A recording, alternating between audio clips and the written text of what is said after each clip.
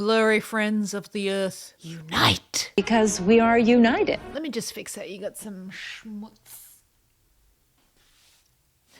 Better?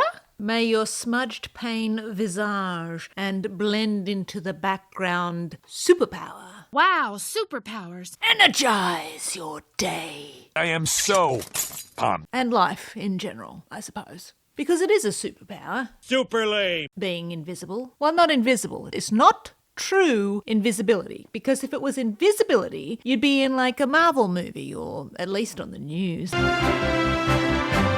Well done on your see-through-edness. What the hell is she on about now? God only knows. Well, I'm glad you once again didn't ask, but it will all become so clear. It's a theme. Clarity. Clear as shit. You'll get there. We'll get there together eventually. Today, we're going to talk about a thing I wrote called It Was Never Supposed to Be Whistler's Mother.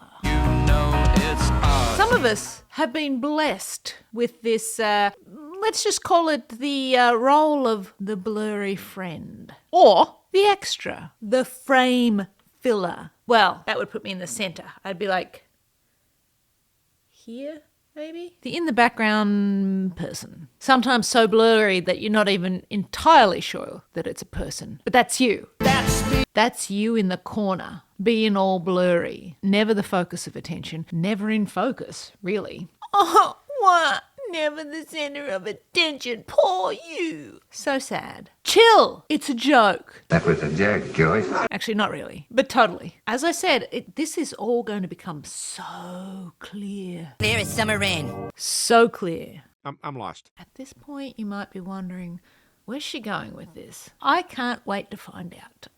Backstory. Whistler's mother. Look at her. Her name was Anna.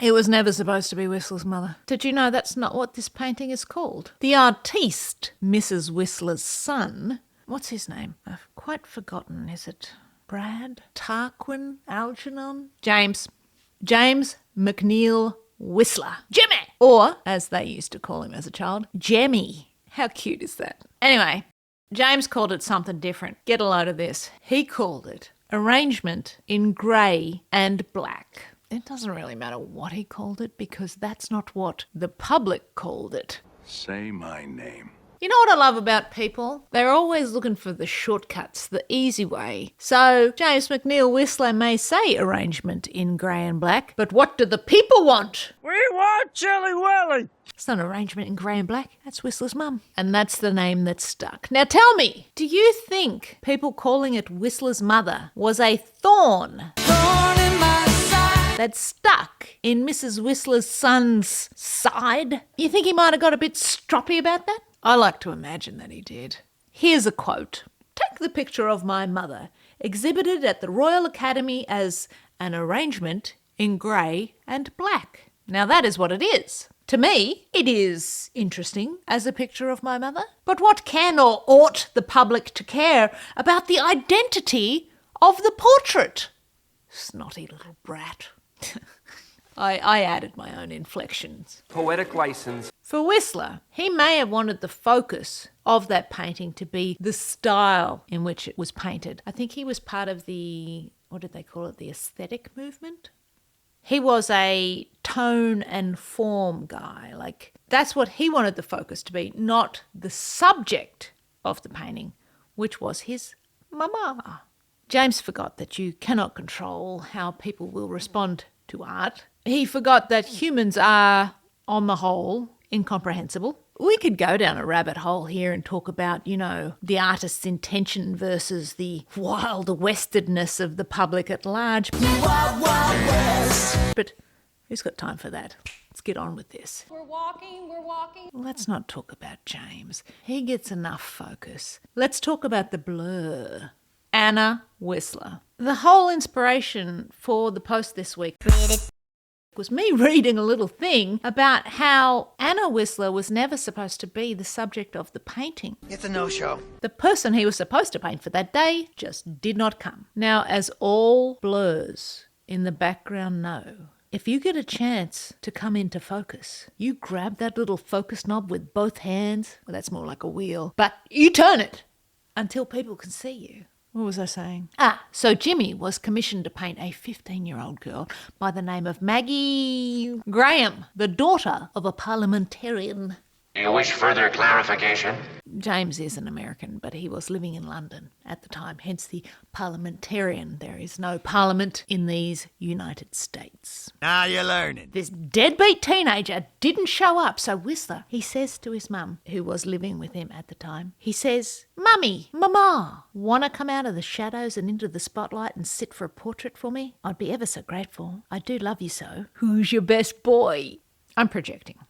I'm just setting the scene. Mum, I've always wanted to paint a portrait of you. How about it? Let's just whip one out. I just used the term whip one out there. I'll just point out that it took him 3 months to do the painting. It wasn't like a thing that he did on the day. This no-show basically led to us having one of the most iconic paintings of a mother out there. It's become a symbol of motherhood and been on stamps. There's a statue of it. It's been in movies. Used in advertising, honoured, all the things. I wonder if there's any songs that talk about Whistler's mother. Let me know in the comments. Memes, parodied. I mean, once you're a subject of parody, I think that means you made it. She is an icon because of this no-show. She had an opportunity to come into focus, and boy, is her image sharp. Sharp! Make sure the pencils are sharp. Fun fact. Some people call Whistler's mother, the painting, not the actual lady, America's Mona Lisa. Mona Lisa, Mona Lisa. Point? Is there one? If there is a point, it's that sometimes the best things happen by accident. And a happy accident is what can bring you into focus. It was never supposed to be Whistler's mother, not as the subject and not as the name. But look at it now. It can never be anyone else, and it can never be anything else. A 15-year-old ditches a portrait session, and we are gifted with a great work of art. But big picture, hey Siri, what are the dimensions of Whistler's mother? The painting is 56.81 by 63.94 inches, displayed in a frame of Whistler's own design. So big picture, you are not alone. You may be blurry, you may feel out of focus, but you're not alone in feeling that. I don't have any solutions for it, apart from, update your resume to say professional blurry friend.